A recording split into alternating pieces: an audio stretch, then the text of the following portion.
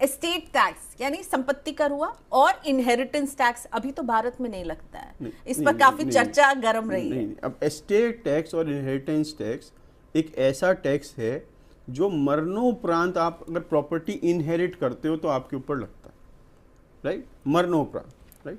तो आपके पेरेंट्स की डेथ हुई या किसी ने आपको प्रॉपर्टी विल करी या आप किसी के लीगल हेयर बने, जो आप प्रॉपर्टी इनहेरिट कर रहे हो तो टैक्स लगता है। अब कुछ कंट्रीज में एस्टेट टैक्स है, कुछ कंट्रीज में इनहेरिटेंस टैक्स है, और दोनों बिल्कुल अलग टैक्स है। एस्टेट टैक्स जो जिसकी डेथ हुई उसकी एस्टेट पे करती है before giving money to the legal heir, और इनहेरिटेंस टैक्स वो पे करता है जिसको प्रॉपर्टी मिली। यूएस में एस्टेट टैक्स है, मतलब जिसकी डेथ हुई उसकी एस्टेट वो टैक्स देकर पैसा जाएगा आपके बच्चों पे, आपके लीगल हेयर। ज़्यादातर यूरोप में इनहेरिटेंस टैक्स है, इसका मतलब जो मिलने वाला है, जिसको पैसा मिला वो टैक्स देगा।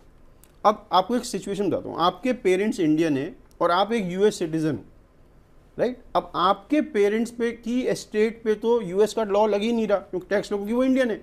तो जब ये प्रॉपर्टी आपके पास आएगी तो कोई एस्टेट टैक्स नहीं लगेगा, राइट। ये बहुत लोगों को गलत फहमी है कि अभी भी लगेगा, नहीं लगेगा।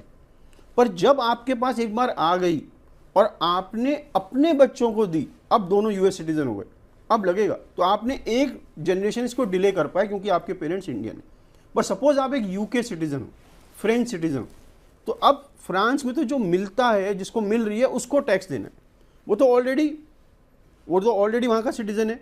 तो अगर आपके फादर इंडियन सिटीजन है, आप एक फ्रेंच सिटीजन या यूके के सिटीजन हो, तो आप पे इनहेरिटेंस टैक्स लगता है। तो फर्क क्या है, एस्टेट टैक्स वो देता है जिसको प्रॉपर्टी दे रहा है, और इनहेरिटेंस टैक्स वो देता है जिसको प्रॉपर्टी मिल रही है।